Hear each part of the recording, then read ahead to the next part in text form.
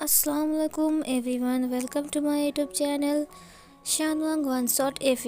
हमारी new story चल रही है, हम जिसके न्यू पार्ट की स्टार्टिंग करने वाले हैं। तो चलिए स्टार्ट करते हैं हमारे न्यू पार्ट को। उस पार्ट में हमने देखा था कि जिन जीसून ने मियान मियाँ को कॉल कर दिया था और कॉल करके बोला था कि विंग तुम्हें धोखा दे रहा है, ये सब कुछ वगैरह वगैरह, कि तुम्हारा हाथ से विंग ना निकल जाए, तुम जल्दी से चाइना आ जाओ। तो वैसे ने कहा था ठीक है, मैं बहुत जल्दी चाइना लौट रहा हूँ। फिर से सीन कट होता है। इधर हम विंग को देखते हैं जो शुयांग के साथ गेस्ट हाउस की तरफ जा रहा था। उसके घर के पास ही वो गेस्ट हाउस था जहाँ पर वो जाते हुए एक बूढ़े इंसान को देखा जो कि चेयर पर बैठा हुआ था। विंग घर के अंदर आते ही वो बूढ़ा इंसान गिड़गिड़ाते हुए नीचे बैठ गया। वो घुटना टेक कर बैठ कर कहा, मुझे माफ़ कर दो, मैं नाचार था, मुझे माफ़ कर दो। उस वक्त अगर मैं उनकी बात नहीं मानता तो फिर वो लोग मुझे मार डालते, मुझे माफ़ कर दो, मैं मेरे फैमिली के लिए सब कुछ किया। विंग ने कहा, उठ जाइए दादाजी। ये बोलकर वो उस बूढ़े इंसान को उठा देते हैं। उसके बाद उसने कहा, आपने ऐसा क्यों किया? उस बूढ़े दादाजी ने कहा, मुझे माफ़ कर दो, मैं सच कह रहा हूँ। मैं अगर उस वक्त कोर्ट में गवाही देने के लिए जाता तो फिर वो लोग मेरी फैमिली को और मुझे सबको मार देते। मुझे मरने का कोई गम नहीं था, लेकिन मेरी फैमिली, उन्होंने क्या किया है, वो लोग उन्हें भी मार डालते। इसीलिए मैंने कोर्ट में गवाही देने से इनकार कर दिया और हमेशा हमेशा के लिए यहाँ से भाग गया। बट मुझे पता नहीं था कि तुम वी चांगसे का बेटा हो, तुम वी चांगसे का बेटा हो। तुम कितने बड़े हो गए, तुम्हारा फादर कितना अच्छा था, उन्होंने मेरी कितनी हेल्प किया।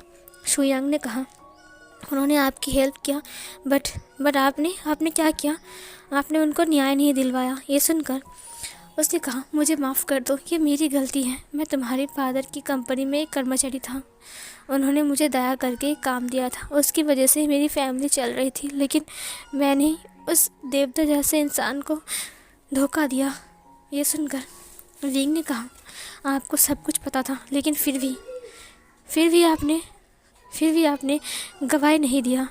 ये सुनकर उस बूढ़े इंसान ने कहा, मुझे माफ़ कर दो बेटा, मुझे माफ़ कर दो। फिर इधर शुयांग ने कहा, ठीक है, बस हो गया, आपसे हम कुछ बात करना चाहते हैं। बूढ़े इंसान ने कहा, हाँ बोलो। विंग ने कहा, जिसने मेरे फादर को और मेरे मॉम को अगवा किया था और अपने पास ले जाकर रखा था, उन्हें मारा था, खून किया था और फिर एक्सीडेंट करवाया था, बताइए क्या आप जानते हो उसे?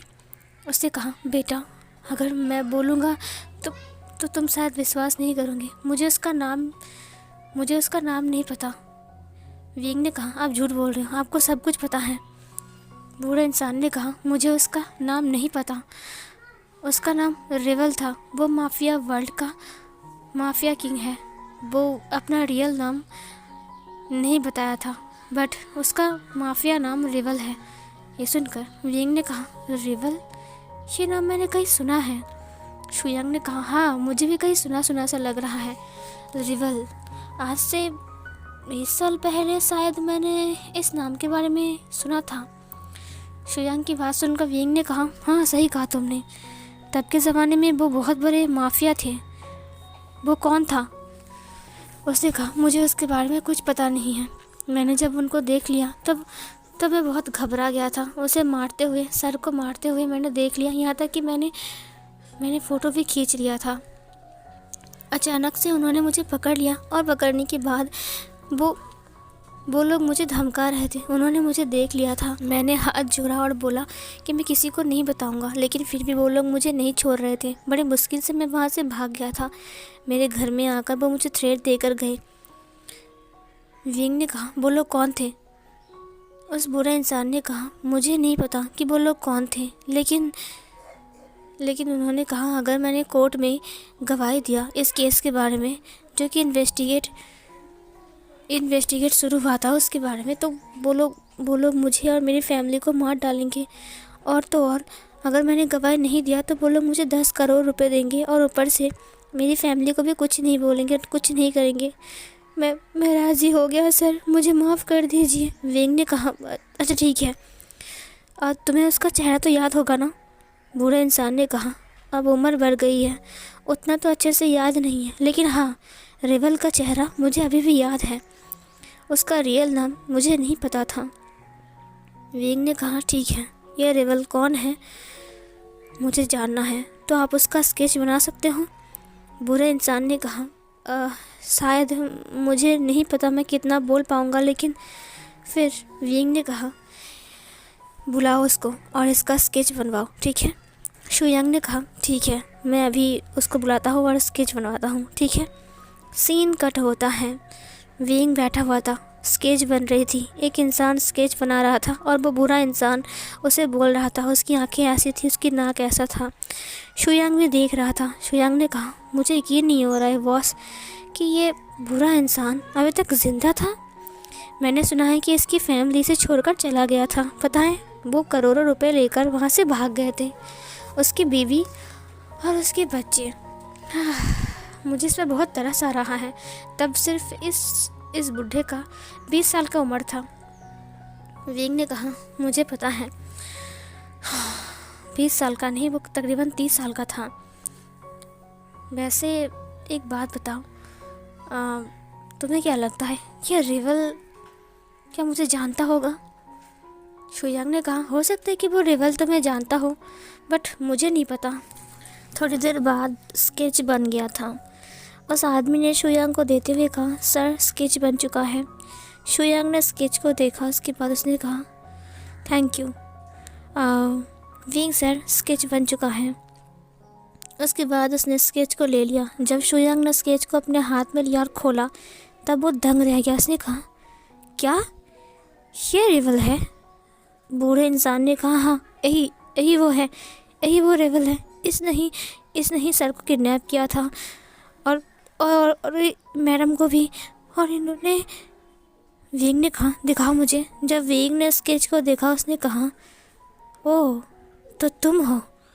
तभी तो मैं बोलूं कि तुम मुझे इतना प्यार क्यों करते हो। इसे पता है कि मैं वी चांगसे का बेटा हूँ, और इसे पता है कि मैं यहाँ पर अपना बदला लेने के लिए आया हूँ। ये जानबूझकर मुझे घुमा रहा था। रेवल तब के ज़माने में मशहूर गैंगस्टर, अपना नाम चेंज इसलिए किया क्योंकि वो खून हुआ था, इसीलिए उसने अपना नाम रेवल से हटा लिया और अपने ओरिजिनल नाम को यूज़ करने लगा। अब मैं समझा कि असल में ये इसने क्यों किया, क्यों मारा मेरे मॉम डैड को। बताइए दादाजी, इसने मेरे मॉम डैड को क्यों मारा? ये सुनकर उसने कहा, तुम्हारी मॉम को उसने जब देखा था पहली बार, तब उसे पसंद आ गया था। वो तुम्हारी मॉम को एक रात के लिए मांगने आया था तुम्हारे डैड के पास। तुम्हारे डैड की यही गलती थी कि उन्होंने उन्हें गुस्से में थप्पड़ मार के और धक्के मार के अपने ऑफिस रूम से बाहर निकाल दिया था। इसीलिए वो बहुत गुस्सा थे उसमें, और तुम्हारी मॉम के साथ उन्होंने न जाने कितने दिनों तक गलत काम किया। विंग ने अपनी आंखों को बंद कर लिया, उसकी आंसू नीचे गिर गए। बूढ़े दादाजी ने कहा, तुम्हारी मॉम को एक रूम में बंद करके वो कितने दिनों तक उसके ऊपर टॉर्चर करते रहे, और तुम्हारा फादर के सामने तुम्हारे फादर को उन्होंने मारा, पीटा और चेयर में बांध कर रखा, और उसके सामने ही तुम्हारी मॉम के साथ। विंग ने कहा, बस बहुत हो गया है, चुप रहिए, मैं और नहीं सुन सकता, मुझे और नहीं सुनना। इधर जो शुयांग था, उसने कहा, बॉस, अब प्लीज़ संभालिए खुद को। विंग ने कहा, संभालो खुद को कैसे, जबकि तुम्हें पता है कि ये सब उसने क्यों किया? बताओ मुझे बहुत गुस्सा आ रहा है उसके ऊपर। शुयांग ने कहा, बॉस शांत हो जाइए, प्लीज़ शांत हो जाइए। विंग बहुत ज़्यादा वर्रिड था। उसने कहा, ठीक है, अगर तुम मेरे साथ एक्टिंग कर सकते हो तो मैं भी तुम्हारे साथ एक्टिंग कर सकता हूँ। अब देखो मैं तुम्हारे साथ किस तरह से बदला लेता हूँ। मैं तुम्हें नहीं छोड़ूंगा। तुम्हें लगता है ना मुझे झूठ बोलकर मुझसे बच सकते हो, लेकिन एक बात याद रखना, विभूषण तुम्हें ऐसे ही नहीं छोड़ेगा। दादाजी, उसने कहा, प्लीज़ मुझे जाने दो, मैं कुछ नहीं बोलूँगा, किसी को भी नहीं। विंग ने कहा, अब जा सकते हो। शुयांग, इसे छोड़ कर आओ। शुयांग ने कहा, और वेंग ने कहा, और हम जैसे एक्टिंग कर रहे हैं वैसे ही हम एक्टिंग करते जाएंगे। मैं भी देखता हूँ कि वो किस हद तक जा सकता है। उसके बाद मेरा बदला ज़रूर पूरा होगा। मैं नहीं छोड़ूंगा, किसी को भी नहीं छोड़ूंगा, किसी को भी नहीं। इधर जो शुयांग था उसने कहा, ठीक है मेरे साथ चलिए, मैं आपको छोड़ कर आता हूँ। सीन कट होता है। वीइंग अकेला ही बगीचे में बैठा हुआ था।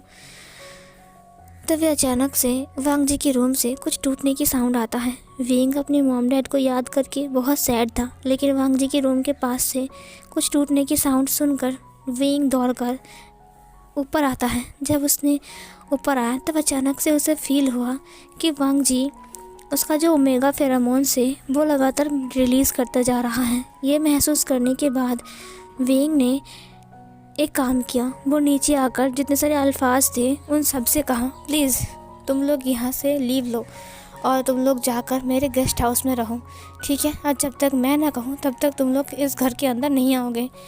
उन्होंने कहा, लेकिन ऐसा क्यों? वेंग ने कहा, मैंने कहा इसीलिए, ये मेरा ऑर्डर है, समझे? उसने शुयांग को कॉल लगाते हुए कहा, शुयांग मुझे लगता है कि वांग जी का ओमेगा हीट आया है। ये सुनकर शुयांग ने कहा, तो फिर मैं क्या करूँ? वेंग ने कहा, शुयांग देखो मैं वांग जी के पास जा रहा हूँ, पता नहीं वो किस हालत में होगा। उसके घर में टूटने की आवाज़ आ रही है, उसके रूम से अजीब अजीब सी आवाज़ें आ रही हैं। तुम गार्ड्स को ज़रा संभाल कर रखना, ठीक है? शुयांग ने कहा, ठीक है।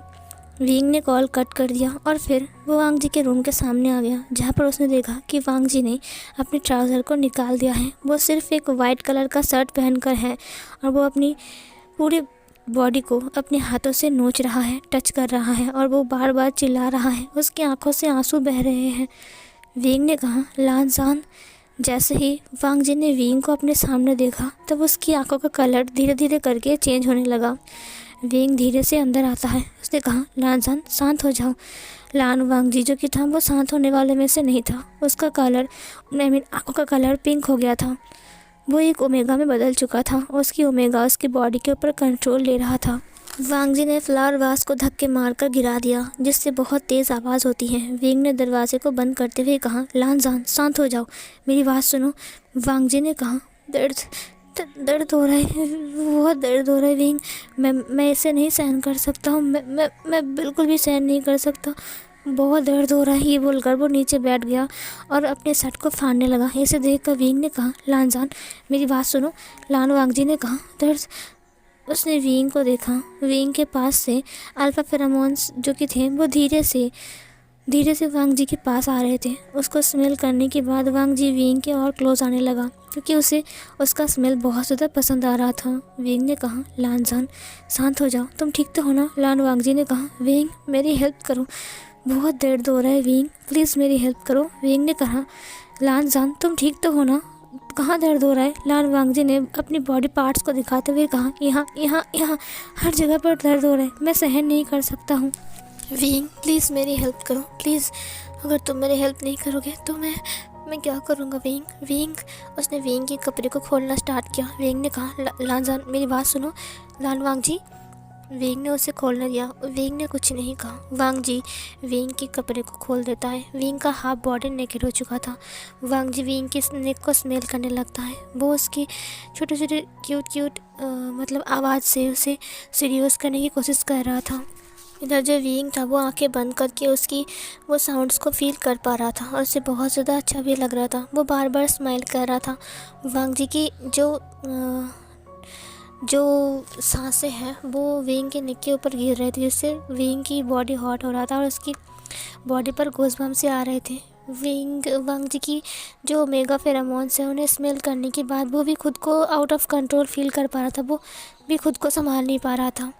इधर जो वांग जी था वो उसे अपनी ओर खींच रहा था। वेंग उसे पकड़ते हुए कहा, लान जान तुम चाहते हो कि मैं तुम्हारा हेल्प करूं? वांग जी ने कहा, हाँ वेंग मैं चाहता हूँ कि तुम मेरा हेल्प करो।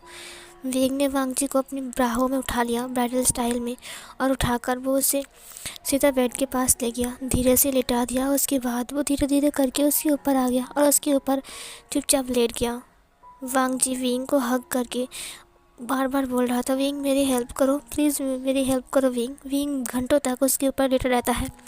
विंग फील कर पा रहा था कि वांग जी की बॉडी किस कदर से हॉट हो रही है और उसका ओमेगा फेरामोन्स किस तरह से विंग के ऊपर अटैक कर रहा है। उसका ओमेगा बार बार चाह रहा है कि विंग उसके साथ इंटीमेट हो जाए। विंग धीरे से वांग जी के जो लोअर पार्ट था उसे सहलाता हुए कहा, लानसान, तुमने मुझे परमिशन दिया। वांग जी ने कहा, हाँ, तुम्हें तुम्हें परमिशन दिया है विंग। विंग ने कहा, लानसान। उसने लान वांग जी का जो लिप्स था उसे कैप्चर कर लिया और फिर सक करने लगा। वो उसे बहुत टाइम तक सक करता है। उसके बाद वो उसके नेक के पास आता है जहाँ पर वो बहुत टाइम से उसके नेक को लिक करता है, सक करता है, यहाँ तक कि वो उसे मार्क भी कर चुका था। विंग को होश आता है कि उसने वांग जी को मार्क कर दिया। उसने कहा, वांग जी इस वक्त होश में नहीं है, बट मैं तो होश में हूँ ना, मैं उसे ऐसे कैसे मार्क कर सकता हूँ। नहीं, ये मेरी गलती है। लेकिन वांग जी ने उसे खींचते हुए कहा, विंग प्लीज़ मुझसे दूर मत जाओ। विंग उसे दूर ना जाकर उसे बहुत ज़्यादा प्यार करने लगता है, जहाँ पर वो उसके निपल्स के साथ खेलता है, उसके निपल्स को पिंच करता है, उसके ब्रेस्ट को स्क्वीज करता है। वो उसे बहुत ज़्यादा प्यार करता है। वो उसकी पूरे बॉडी के ऊपर लव बाइट्स बनाता है, छोटे छोटे क्यूट क्यूट लव बाइट्स बनाता है। वो अपने दांतों को गरा रहा था। विंग का अल्फ़ा धीरे धीरे करके बाहर आ रहा था और उसका जो आँखों कलर था वो चेंज हो गया था, वो गोल्डन कलर का हो चुका था।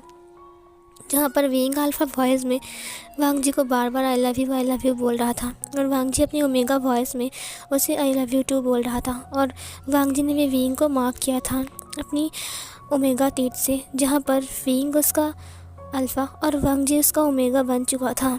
यहाँ पर जो वांग जी था वो बार बार विंग को अपनी तरफ खींच रहा था ताकि विंग उसके साथ जल्द से जल्द इंटीमेट हो जाए, क्योंकि उसे अब ये दर्द सहन नहीं हो रहा था।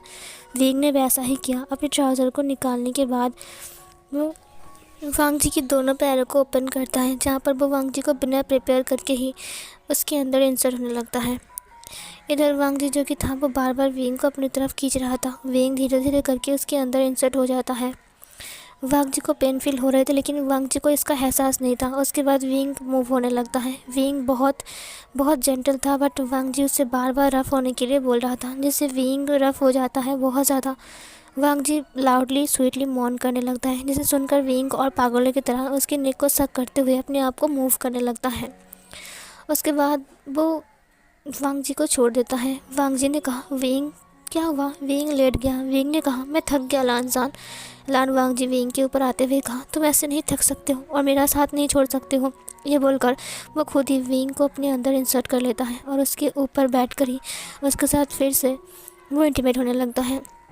जहाँ पर वांग जी अप एंड डाउन हो रहा था, विंग पिलो को पकड़ के अपने सिर को इधर उधर हिलाते हुए कहा, ओ लानसान, तुम कितने हॉट हो। सीन कट होता है। विंग लान वांग जी को पटक देता है। उसके बाद उसने कहा, बस बहुत हो गया। लान वांग जी पूरा उल्टा होकर लेट गया था, जहाँ पर वो विंग को सेड्यूस कर रहा था अपनी बैग को दिखाते हुए। विंग ने उसकी बैग को पकड़ते हुए कहा, लगता है तुम्हें पनिशमेंट चाहिए क्योंकि तुमने मुझे बहुत तंग किया। ये बोलकर वो उसके पीछे से इंटीमेट होने लगता है। पहले वो पीछे से इंसर्ट होता है और फिर वो उसके साथ इंटीमेट होने लगता है, जहाँ पर वांग जी तकिए को अपनी माउथ में रख कर वो बहुत ज़ोर ज़ोर से लाउडली मॉर्न कर रहा था और वो उसका मॉर्निंग का साउंड ज़्यादा बाहर नहीं आ रहा था क्योंकि वो तकिए को अपने माउथ में घुसा लिया था।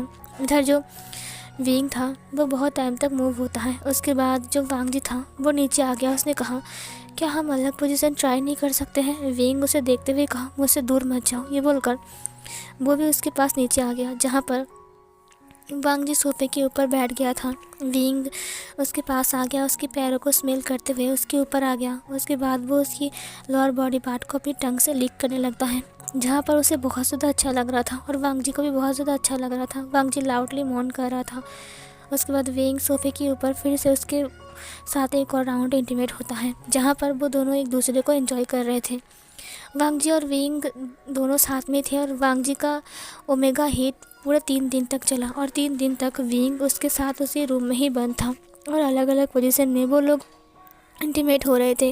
कभी टेबल के पास, कभी बाथरूम के अंदर, कभी बाथरूम के बाहर, कभी अलमारी के पास, कभी सोफे में, कभी टेबल के ऊपर, कभी बेड के ऊपर, कभी फ्लोर में। वो लोग तरह तरह से अलग अलग पोजीशन में इंटीमेट हो रहे थे और एक दूसरे को एंजॉय कर रहे थे।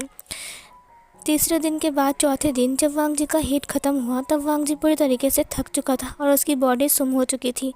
वांग जी फ्लोर में लेटा हुआ था, उसके बगल में विंग लेटा हुआ था, उसके चेस्ट के ऊपर उसका सिर था और वो दोनों ही सो रहे थे। सुबह की पहली किरण विंग की आंखों में आकर लगता है।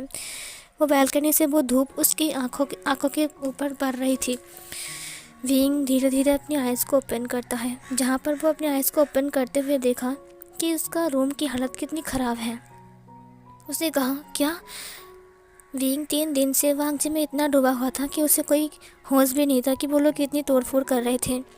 हर जगह पर चीज़ें बिखरी हुई थी। विंग जैसे ही उठने जाता है उसने वांग जी को देखा जो कि चेस्ट के ऊपर आराम से सो रहा था। उसने वांग जी की बालों को सहलाया, उसे स्मेल किया, उसकी बॉडी को चेक किया। उसकी बॉडी पूरा कोल्ड हो चुका था और उसकी स्मेल भी गायब हो चुकी थी। इसका मतलब वांग जी का ओमेगा हिट अब जा चुका है।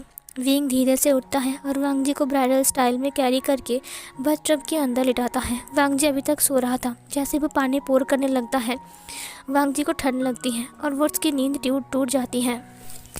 नींद टूटने के बाद उसने विंग को देखा जो कि बर्तन में पानी पोर कर रहा था और वो नेकेड था। वांग जी ने अपने आप को देखा, वो भी खुद नेकेड था। फिर वांग जी को सारी बातें याद आ गया कि उसका ओमेगा हीट चल रहा था और उस वक्त विंग ने उसकी हेल्प किया। वांग जी ने विंग को देखते हुए कहा, मैंने तुम्हें बहुत तंग किया ना? विंग बाथटब के अंदर आते हुए कहा, हाँ तुमने मुझे बहुत तंग किया, अब मेरी बारी है तुम्हें तंग करने का। वांग जी ने कहा कि क्या मतलब है? विंग ने कहा, चलो हम एक और राउंड यहाँ पर ले सकते हैं ना? वांग जी ने कहा, मेरी लोअर बॉडी पर बहुत दर्द हो रहा है विंग।